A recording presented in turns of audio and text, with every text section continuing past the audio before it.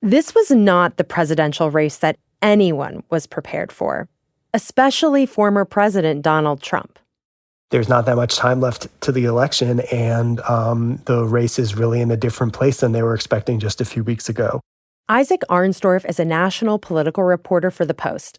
He's been following Trump, including earlier this summer when Vice President Kamala Harris jumped into the race and the spotlight moved off of Trump. Now the Republican nominee is holding rallies in battleground states, a lot of rallies in recent days, and it's all in an effort to try to reclaim the attention from Harris. They are not in the position of strength that they were at the time of their convention, and that is basically entirely because of the change of opponent. For Trump, this now means nonstop events. They got him to do something every single day, which for any week is a lot of campaigning for Trump. So doing, we will create countless American jobs, including jobs right here in a place called North Carolina. Do we love North Carolina? Well, thank you very much, and a very big hello, Arizona, hello, Phoenix. At times, Isaac has witnessed Trump struggling to adapt to this changed race. He's still finding his footing. He's still figuring out how to reset the campaign to run against Harris instead of against Biden. And you can hear it in almost every speech he makes. He starts out now saying Biden can't believe what they did to him. And what that means is really Trump still can't believe what happened to him.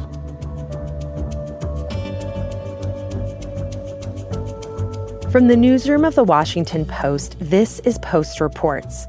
I'm Elahe Izadi. It's Wednesday, August 28th. Today, my co-host Martine Powers sits down with Isaac to talk about the state of Trump's campaign and how the former president is trying to figure out how to face an entirely new opponent. Martine will take it from here.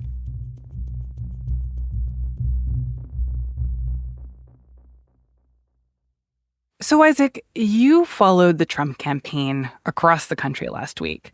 Just describe for me the places that you ended up following Trump to and the messaging that you heard at these events. They had a theme every day.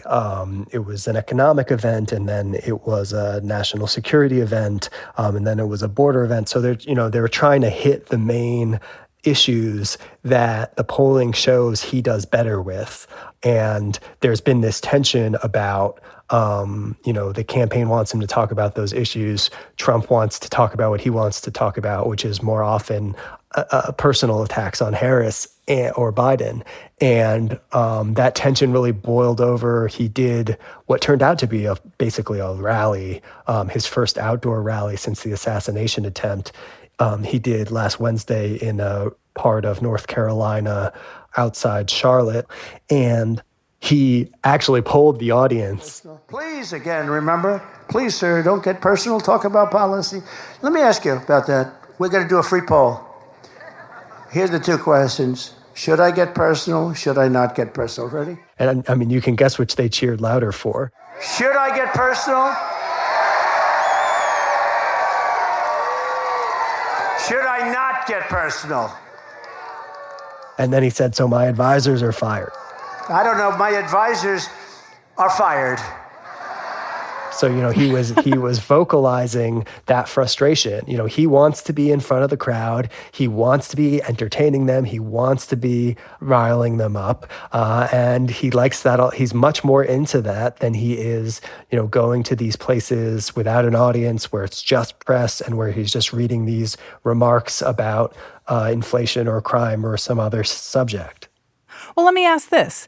If he's showing up to these rallies saying, do you want me to talk about the policy issues, or do you want me to talk about the candidate that I'm up against, my opponents, how much I dislike them and have mean things to say about them? And it seems like the people who are at these rallies respond much more to the latter, and they want to hear the attacks and the jokes and the funny stuff. Then why should he be doing otherwise? What is the argument that his campaign is making to him about why he should actually be veering away from that and sticking with the policy stuff? Because the people who are at those rallies are not the people who are going to decide the election. I mean, he needs them to vote. He needs them to turn out, but they're already in the tank. He needs to be reaching out to undecided, persuadable, moderate, independent voters. The polling and the strategy is that, that's not how he's going to win them over. So when we talk about the attempts to get Trump to talk more about policy and the policy issues that his campaign thinks that he would actually do very well on, what are those policy issues? What are the things that are actually to Trump's strengths to bring up? Yeah, I mean, the campaign is right that voters say they trust Trump more on the economy, on immigration, on crime, and to some extent on national security.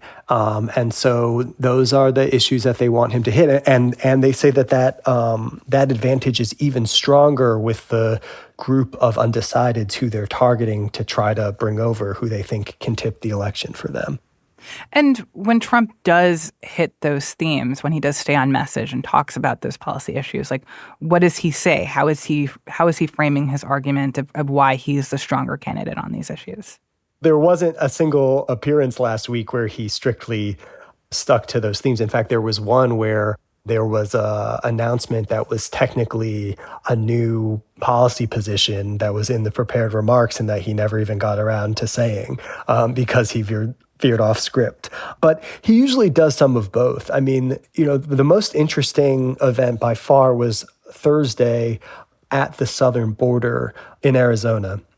And it was interesting because, it was a dramatic setting. He was right next to the border barrier, and behind him, the barrier goes up a hill and stops.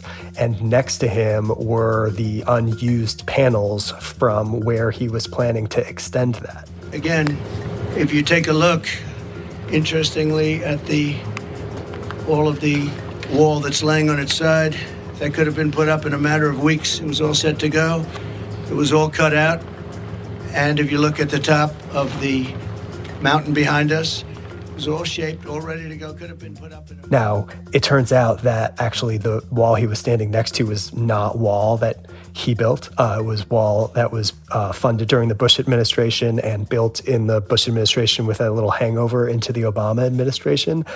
So the prop did not exactly make the point that he was trying to make, but it was still a striking setting. Basically to make the case of, look, if I'm president again, then I'm going to, like what you're seeing here, I'm going to close the rest of this wall, like fill in these gaps, and I'm going to keep driving hard in the direction of build the wall. Well, right. I mean, it was supposed to be like, here's what I did and here's what they stopped me from doing. But actually what it actually showed is here's what my predecessors did and here's what I tried to do unsuccessfully. But he brought with him family members of victims of crimes by undocumented immigrants.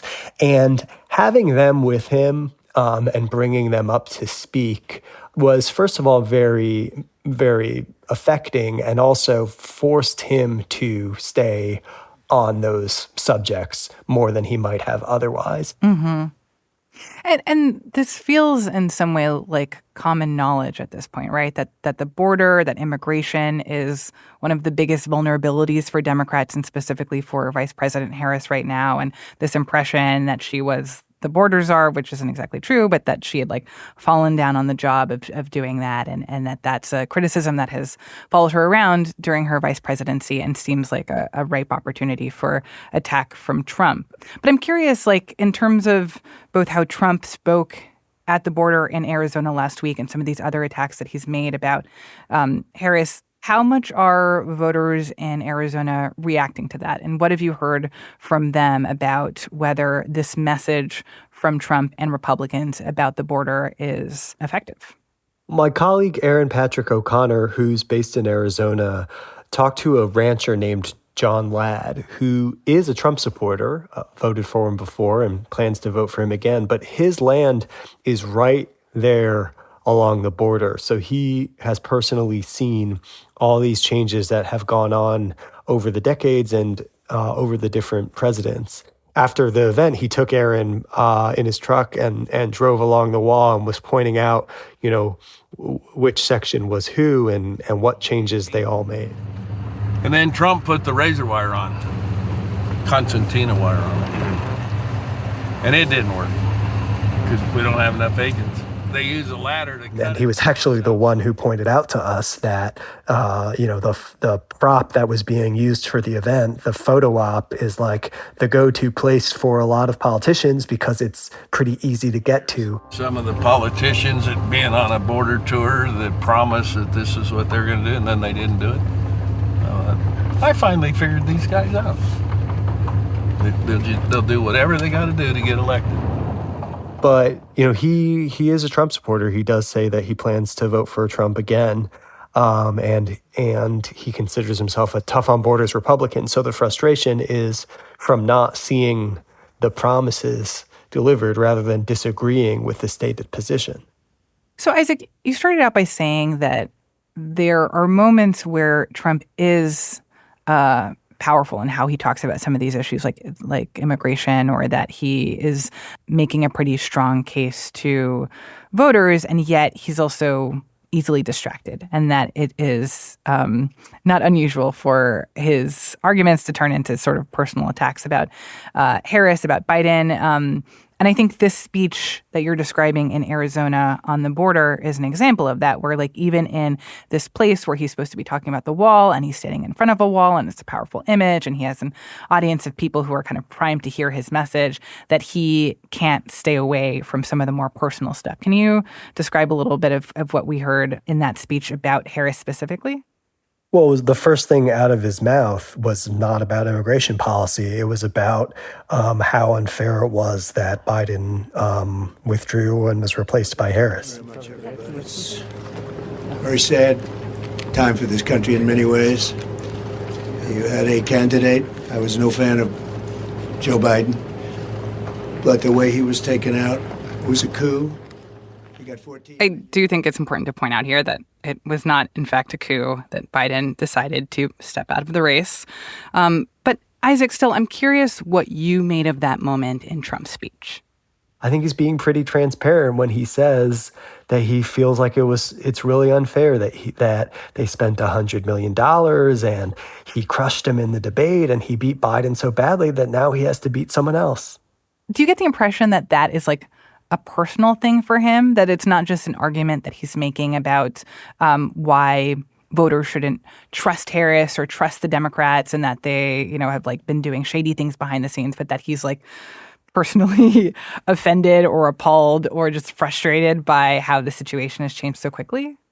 Yeah, I think it's very personal. I think the way that he tries to kind of dress it up for a political message is by using words to describe it like coup or anti-democratic, which is about, deflection and confusion over the ways that Democrats have accused him of being anti-democratic or authoritarian.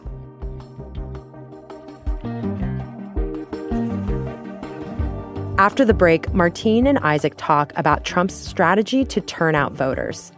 We'll be right back.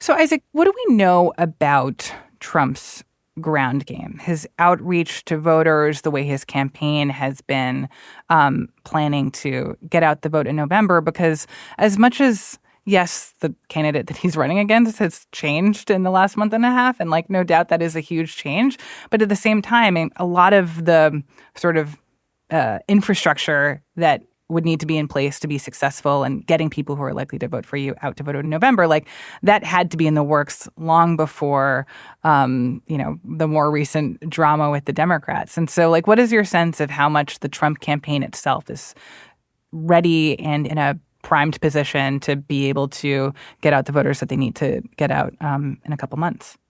When he won the nomination in March and his campaign took over the RNC, they threw out the existing plans for the ground game that the RNC was going to run. And instead, they made the RNC basically entirely focused on what they call election integrity, which means litigation and observing, looking for fraud, which, based on the allegations that Trump made about 2020 that have never been substantiated. And so that's left the more traditional ground game, meaning turnout, mobilization. His campaign is doing that, but only not in the usual way of like lots of volunteers and field offices and people going door to door and people making phone banks. They're doing basically what they did in Iowa to win the Iowa caucus, which is training up just a select group of super volunteers. They're calling them Trump Force 47 captains. They said they have 18,000. Trump Force 47? Yeah, and they Wow. just said they had 18,000 of them trained, which for a national campaign, like that's nothing. Wait, but 18,000 sounds like a lot of volunteers. Well, but the Harris campaign got 10 times that number in just the first weekend after she took over as the nominee. So, that's not everybody like trained up and everything like the Trump campaign. There's different tiers of volunteers, but the Harris campaign is working with orders of magnitude more people. So look, not all volunteers are created equal in terms of their training and their commitment. And so the Trump model is, take the enthusiasm that we know a lot of people have for Trump, and then give them targeted lists of people, their neighbors, people in their community who they want to make sure to turn out to vote. And then for the more traditional stuff, they're actually relying on outside groups, on super PACs that are out there. Yeah. Tell me more of what are the potential advantages and disadvantages of what you're describing, both in terms of the Trump Force 47 super volunteers, this more limited pool of people who are going to be out there advocating for Trump, as well as the reliance on the super PACs. Could this potentially be a good thing for them? And what are the problems that might start cropping up in the coming months? Yeah, it's an experiment. There's research that volunteers, motivated volunteers are more effective than paid staff. Theoretically, the idea that you would find super enthusiastic people, they'll be motivated to work. And if you are right about who you're assigning them to turn out and they're successful at that, that could be really effective. And then there's a scaling question of, doing that with 18,000 people or whatever, rather than hundreds of thousands of people. And then with the outside groups, the advantage is that they can raise unlimited money. And the disadvantage is they've kind of all got different interests and different constituencies, right? It's like, sure, they all want to elect Trump, but they've got to please their donors. They've got to please their consultants. And so it's just, it's not as cohesive as what they're doing on the Harris campaign, which is one massive field operation that's then kind of federated into the different battleground states. I've also seen reporting that Trump is bringing back some of his old campaign advisors, and specifically campaign staffers from 2016. Talk a little bit about that and why that is notable right now. Well, it's an expression of this frustration and this concern about how the campaign is going. Trump's not going to blame himself. People who are loyal to Trump are not going to blame Trump. They're going to blame the people around Trump. And so, bringing in some other advisors who he has a long history with, who he trusts, can shake things up. He likes chaos. He likes cats in a bag. He likes internal competition. The main advisor who's back on the campaign now is Corey Lewandowski, who was Trump's original campaign manager back from 2016. Stephen Miller never really left, but I haven't seen him around too much, and he has started being around again. And then a bunch of people came over from the Super PAC, including Taylor Budowich, who was Trump's spokesman post-presidential, and then went to run the super PAC, is now back to the campaign. How the new senior advisors and the old senior advisors are working together and exactly who works for who is not super clear, at least to us right now. But yeah, I mean, it's clearly a reflection of he sees that he doesn't like how things are going. He sees the polls, he sees the coverage, and he is nostalgic for how things were in the hindsight view of the campaign that they won. Like trying to bring back some of that magic. Obviously, now we're going into September, and that will mean it's a little over 10 weeks from Election Day. What is next for Trump, and what are the questions that you're looking out for in terms of how things might continue to shift over the coming weeks in this very quickly shifting campaign season? Well, the next big thing is going to be the debate. It's going to be in Philadelphia. It's hosted by ABC News. Obviously, it's the first time that Trump and Harris are going to be facing each other, and there was a lot of gamesmanship and jockeying going on about whether Trump was going to keep the date that had already been agreed with Biden when Biden was the nominee, or whether he was trying to get different dates on different networks. Anyway, after a whole lot of messing around, it's still September 10th. It's still ABC. And my understanding is that there's also a question here of for this September 10th debate, will there be a mute button, which seems like a small thing, but I would imagine is actually kind of important, because there was in the debate between Trump and Biden that basically culminated in Biden not being the nominee anymore. There was a mute button, correct? Yes, and the Trump campaign's official position has been that they want the same rules as that debate. The Harris campaign apparently took the position of they would like to not have the mics muted. They would like to have the mics live. And the Trump campaign was opposing that, although Trump himself said that he was also good with it. So we don't totally know yet which it's going to be. And, I wonder on hearing that, in some ways it feels a little surprising that the Harris campaign would be advocating against a mute button. But when we think about how it played out at the first debate between Trump and Biden, I do think a lot of people talked about how the mute button actually helped Trump, because when he couldn't interject, when he couldn't interrupt, when he couldn't have outbursts, it made him seem more disciplined. And that in this case, maybe the Harris campaign is thinking actually it helps us if Trump has free range to outburst in the middle of Harris's answers, and maybe that will turn some voters off.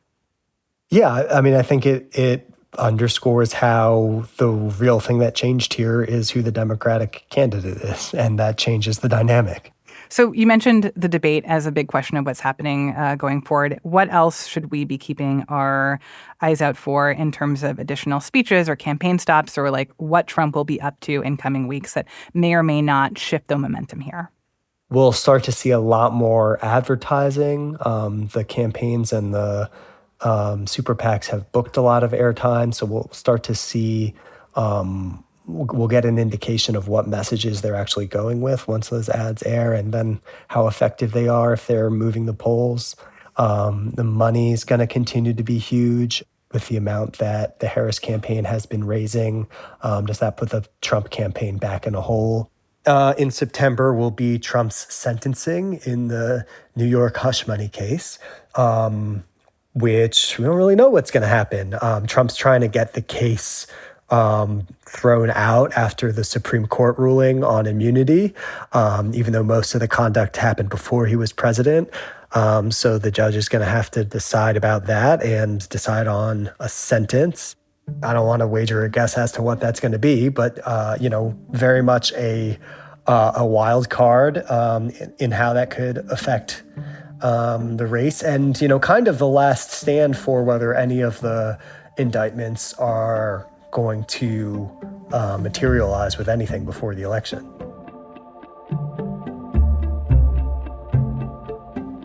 Isaac, thank you so much for unpacking all of that with us. Yeah, happy to be here. Isaac Arnsdorf is a national political reporter for The Post. He spoke with my colleague Martine Powers.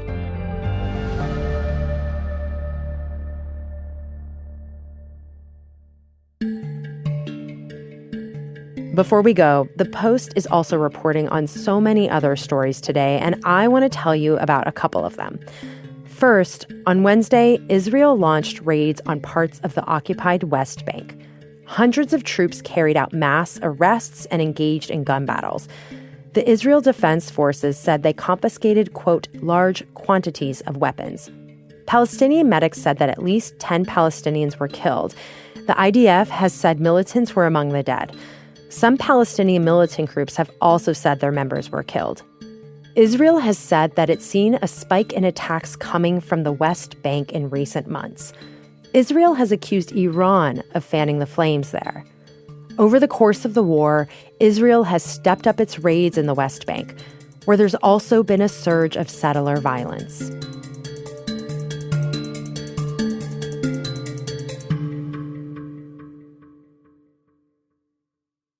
One other story I've been following is about avocado oil and whether it's all a lie. So avocado oil is a rising star in the culinary world. It's a heart-healthy cooking oil. It has a mild, nutty flavor profile, and it appeals to a lot of health-conscious consumers. But now scientists say that a lot of people are being misled by some of the country's biggest retail chains because fraud is rampant in the avocado oil industry.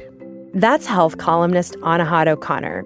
And he's learned from scientists that dozens of retailers have been selling products labeled as avocado oil that actually aren't even completely made from avocados. Instead, they contain sheep seed and vegetable oils.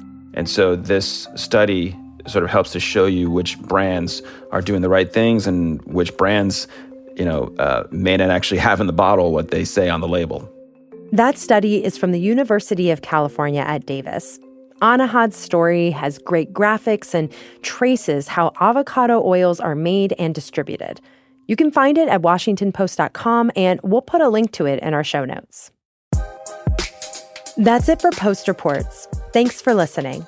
Today's show was produced by Ali Bianco with help from Rennie Svirnovsky. It was mixed by Sean Carter and edited by Rena Flores and Monica Campbell. Thanks to Sean Sullivan and Aaron Patrick O'Connor. I'm Elahe Izadi. We'll be back tomorrow with more stories from the Washington Post.